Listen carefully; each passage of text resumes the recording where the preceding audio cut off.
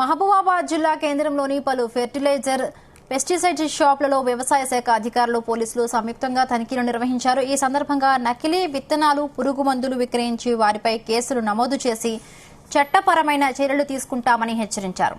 జిల్లా అదనపు వ్యవసాయ శాఖ అధికారి లక్ష్మీనారాయణ ప్రతి దుకాణదారుడు స్టాక్ రిజిస్టర్ను సక్రమంగా మెయింటైన్ చేయాలని సూచించారు.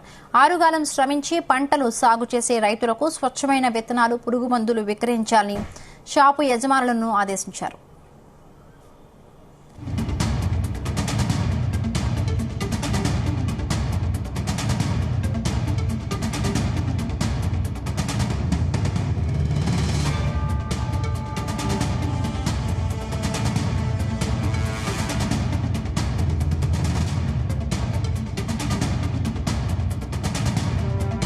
రైతులు సీడ్ సీజన్ కాబట్టి అందరు రైతులు విత్తనాలు కొనుక్కుంటున్నారు కాబట్టి ఓన్లీ ధృవీకృత షాపులో కొనుక్కోవాలి. తర్వాత ఈ షాప్స్లో కూడా అన్ని ఇన్వాయిస్లు, తర్వాత లాట్ నెంబర్స్ కరెక్ట్గా ఉన్నాయా లేదా, కంపెనీ నుంచి కూడా కరెక్ట్ విత్తనాలు కొంటున్నారా లేదా అనే ఉద్దేశంతో వెరిఫికేషన్ చేస్తున్నాము.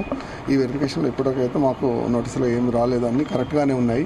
ఇంకొకటి ఏంటంటే, రెండో వైపు గ్రామం వారీగా మా వ్యవసాయ విస్తరణాధికారులు రైతులు ఓన్లీ షాప్స్లోనే విత్తనం తీసుకోవాలి, తర్వాత ఎవరైనా ఊర్లో వచ్చి విత్తనం అంతా తీసుకోవద్దు, మోసపోవద్దని ఆల్రెడీ మేము గ్రామం వారీగా వ్యవసాయ విస్తరణాధికారులు, వ్యవసాయ అధికారులు క్యాంప్ ప్రతి ఊళ్ళో చెప్పడం జరుగుతున్నది, గ్రామాలలో మీటింగ్ పెట్టి.